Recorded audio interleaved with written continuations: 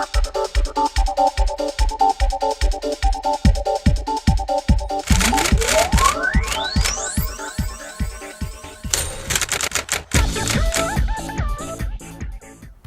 did that change your perspective and your outlook as you finished high school and started off in college?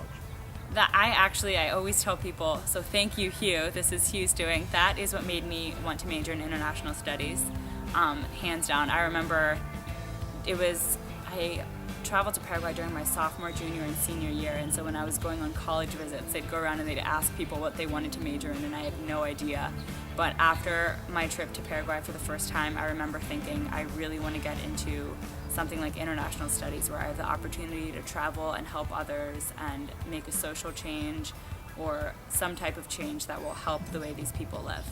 So that is exactly why I decided to go into international studies. And then my two minors are anthropology and Latin American studies, which I also think completely ties into this, the study of people and how to study different cultures and different groups of people, and also Latin American studies.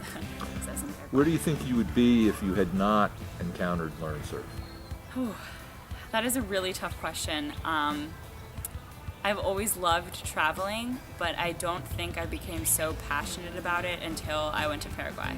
And my family they knew I loved it so much, and they'd be like, isn't there somewhere else you want to spend a summer? And my sister and I both were just completely set on going to Paraguay for as many summers as we could. I actually believe you weren't supposed to travel to a country for LearnServe more than once, but we kind of got away with it, and we went 3 times because we were so passionate. We tried to fundraise as much as we could. We would just bother them so much. We'd be like, please, is there any way we can go, because it's made such a difference in our lives. So. What did you do to fundraise?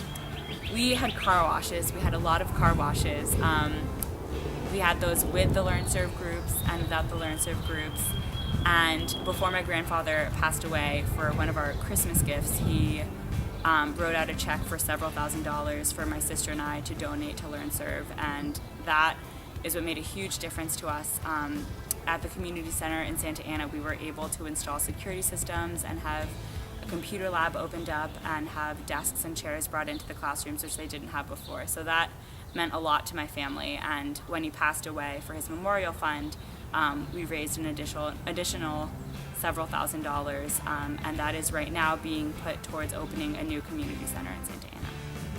Are you going to go down when it opens? I really hope so. We've been in touch with Domingo, who's the leader in Santa Ana, and they're constantly updating us on new locations that they find, so we've been in touch with them.